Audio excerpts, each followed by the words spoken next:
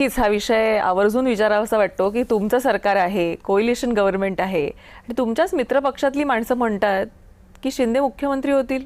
कसं आहे तुम्हाला, म्हणजे कसं आहे घेता या विधानाकडे? एक गोष्ट आहे वृषाली, प्रत्येक पक्षाच्या कार्यकर्त्याला वाटत असतं की त्यांचा नेता राज्याचा मुख्यमंत्री किंवा काहीतरी मोठा लीडर व्हावा. त्यांच्या पक्षाच्या नेतृत्वाची जर ती भावना असेल तर त्याच्यावरती मला काहीच टीका करायची नाही. पण झालं ना, त्यांचं नेतृत्व झालेलं आहे. मान्य करतो ना, मी येतोय त्याच्यावरती. मी महायुतीचा समन्वयक देखील राहिलो.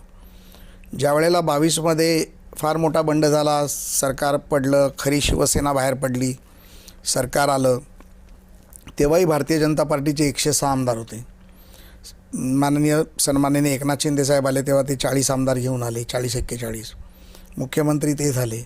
त्यावेळेला माझं स्टेटमेंट होतं ना की देवेंद्र फडणवीस मुख्यमंत्री व्हायला पाहिजे होते म्हणून.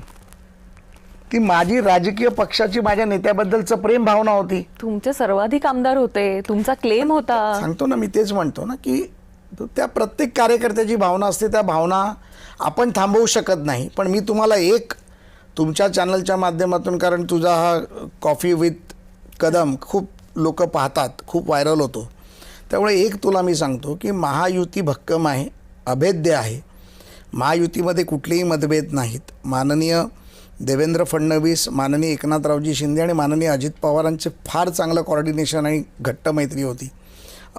अजितदादांचं जाणं हे आम्हाला सगळ्यांना धक्का देणार होतं, कारण माझे अजितदादांशी तसेच वैयक्तिक संबंध होते जसे बाकीच्यांशी.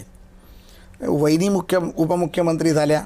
आता वहिनींबद्दलही अदिती तटकरे म्हणाल्या की त्या मुख्यमंत्री झाल्या तर आम्हाला आवडेल. त्यांनी त्यांच्या पक्षाची भूमिका मांडली. कोणी आवडलं म्हणून झालं का? तर नाही होत.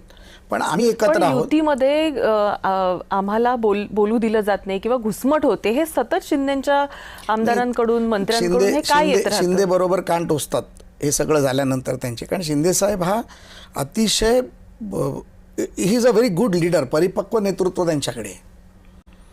त्याच्यामुळे शिंदे साहेबांची मी फार तुझ्या चॅनलवर तारीफ करत नाही, परंतु खरंच एक परिपक्व नेतृत्व आहे. आणि ज्या ज्या वेळेला वाटतं, आता मध्ये तुझ्या चॅनलवर येऊन कोणतरी काहीतरी बोलून गेलं, त्याचेही कान पकडायचं त्यांनी काम केलं. हो. परंतु मला असं वाटतं की इव्हन आम्ही चुकीचं बोललो तर आमचंही नेतृत्व आम्हाला सांगतं की तू चुकीचं बोललाय, पुढे बोलला नाही पाहिजे. खरं.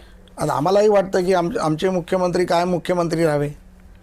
मग मुख्यमंत्री राहण्यासाठी आम्हाला परफॉर्मन्सही करावा लागेल, जो भारतीय जनता पार्टी करते, जे महायुती करते. त्याच्यामुळे आमची युती अभेद्य आहे. आम्ही तिघे नाही, चौघे फार खुश आहोत, रामदास आठवलेंसहित.